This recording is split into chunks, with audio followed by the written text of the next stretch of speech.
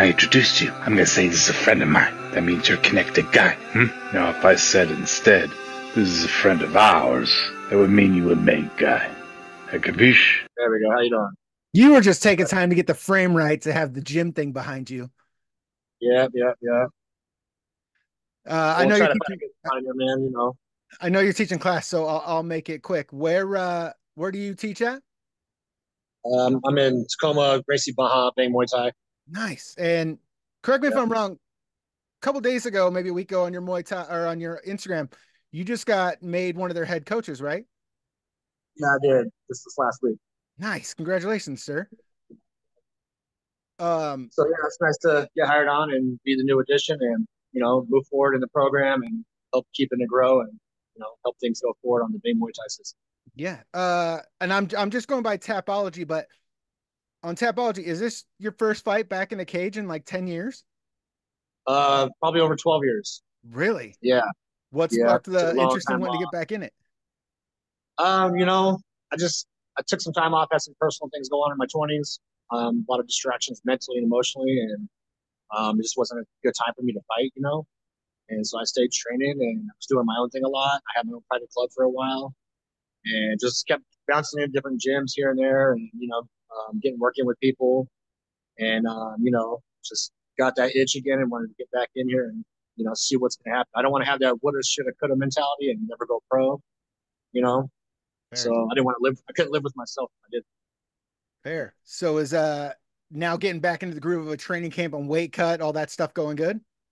Yeah, everything's going good, man. I come from a wrestling pedigree, so weight cuts always been a thing for me since I've been 11 years old. It's another walk in the park. Got a nutritionist for a girlfriend, and dialing in, and she's That makes counting it all my easy. stuff, making sure everything's going well. And staying healthy, staying disciplined on that matter. And it's been going really well. Nice. Right now, today I'm sitting I'm 12 pounds out today, so I'm sitting good. Oh, so yeah, that's good. Yeah, yeah. Nice. All right, I want you to go teach your class, but I got to ask three questions real quick. Oh yeah, you're good. We got time, man. No worries. Oh, okay. Yeah. So coming from the wrestling background, what made you decide to get into jujitsu and Muay Thai and to go down that route? Um, I I'm grew up. I'm Hawaiian. Me and my cousins would scrap it out growing up a lot. Our parents went out and partied, and we'd watch VHS tapes and teach each other how to fight.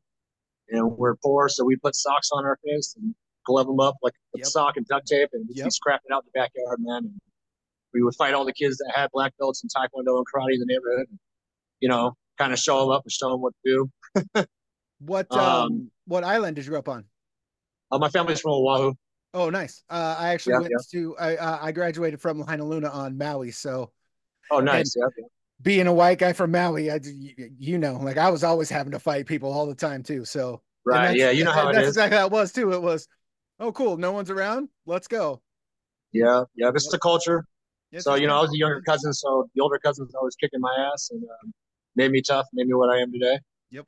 Then I joined the army when I was 17, and just fell in love with more combative jiu-jitsu side. I was already boxing on my own, and I just started going around different gyms and testing my skills out with people who were competing and fighting, and realized I got a place in this world, and I had a niche for it, and I was natural, and so I stuck with it, man. It's something I love to do every day, and I'm never gonna quit.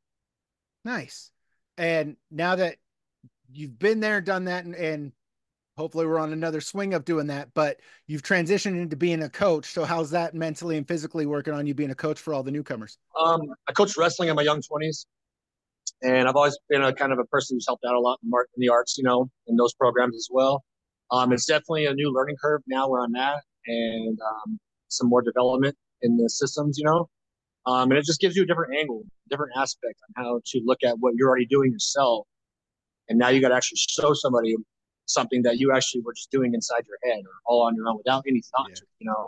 It's more critical thinking for me now. And so it's sometimes it's hard to coach something that you just naturally do. You didn't really put that Yeah. thought into it. You know Yeah. what I mean? So Yeah. there's that element, and so it's something I'm having to put more thought on and discipline myself on that deal. Nice. Um, and I like that you said VHSs because no one remembers what those are anymore. So when No, you right, were right. when you were a little kid, what movie was like always in that you were always watching? You'd watch it on repeat. Oh, Enter the Dragon and Bloodsport, man. Nice. Every day. Bloodsport. Oh, it's Yeah. been a minute since I bought Bloodsport. That's good. Yeah, yeah. That was my dream when I was young. I was like, I want to fight in the Kumite And and then when we make get that older, happen, we man. find out that the Kumite was crap. That whole story was crap. But like, no, that shit lived in my head. That was real. Right. Yeah. I know you said you have a nutritionist for a girlfriend. So when the diet's going right and you're in training camp, is there a cheat meal you get or you look forward to or something that might stray from the path a little bit to eat? I have a couple times over the weeks. Nothing too crazy though. I had a couple cheeseburgers, but without the bun, things like that. Sweet potato fries a couple times, but I've been staying away from everything for the most part. Most of my diet's been a lot of greens, veggies, fresh or sautéed. You know what I mean, like an olive oil or sesame oil, and then I've been using a lot of spices and a lot of different herbs. No sodium, so no salt on any of my food. Nice. And yeah, it's been really good. I cook myself anyway, so I've been doing a lot of chicken and fish and veggies. Yep. And then I do my juicing in the morning and stuff like that. So I'll blend everything together. So I'll get my fruit in the morning and my veggies. I'll do probably like at least 9 to 10 different things blended together with some raw oats. And then sometimes I'll have that shake twice a day, and then I'll eat solid at the end of the night. Nice. And then I Nice. snack on like dehydrated vegetable chips and stuff like that, like beets and different zucchini and carrots, like green beans that are dehydrated. Man, you really have it dialed in, don't you? I do, yeah. And those are like those are good carbs. So I'm getting really good carbohydrates from those items too. And then banana chips and like peanuts, walnuts. Your basics, right? And I just kind of keep the metabolism going, and I eat those probably 4 to 6 times a day, and Nice. just keep everything moving nicely. Nice. What fighter back from when we started watching it or now, what fighter do you look up to the most or do you compare yourself to the most? Oh man, probably Dan Hendo Henderson. Nice. Dan Henderson was a huge impact on me watching, and just I thought the guy was naturally the baddest motherfucker around, and comes from a wrestling base. And he went out there and he put it all out there every time. He didn't go out there to fill you out. He started dropping his Hendo bomb on you, and he made people fight his fight every single time. Nice. So I think we have that in common. I got really heavy hands. I go out there, I make people fight my fight. My feeling out process is me jabbing you in the face and setting things up right away. And I loved his work ethic. I love what he brought to the industry. I don't think there was any fighter like him, and he said it all. He did it all in the end. He beat Fedor. He was the god. Yeah, you can't knock that. That's a great answer, and he's definitely one of the Mount Rushmore, everyone Hall of Fames. The kids coming up now who don't know who he is, like they need to watch the YouTube highlights and stuff of what that guy did and what he was. Dude, it was phenomenal. And there wasn't a lot of fancy stuff. It was real basic stuff, and he showed that the basics work. It's just the consistency, keeping it going over and over and over. Yeah. I don't want obviously no game plan spoils, anything like that, but at the end of the night, how do you prefer to get your hand raised? No one ever wants to go to decisions, so let's leave that out. I don't go to decisions. I've been to like 2 of them. I was going to say, I saw your record. You barely come out of the first round. Yeah, first or second round, man. That's where it's at. You know what I mean? I'll go in there and grind them out the first round. If I can't get them done then, I'm going to finish them in the second when he comes out. Nice. Do you prefer a knockout win or a submission win? I mean, we know we want the win, but if you could decide, which one do you want? I prefer a knockout or TKO. Nice. I'm a big ground and pound guy. So if you fall down, I'm going to pound you out and finish you. I have a very high level of, striking on the ground. I come with a very high rate speed with my punches.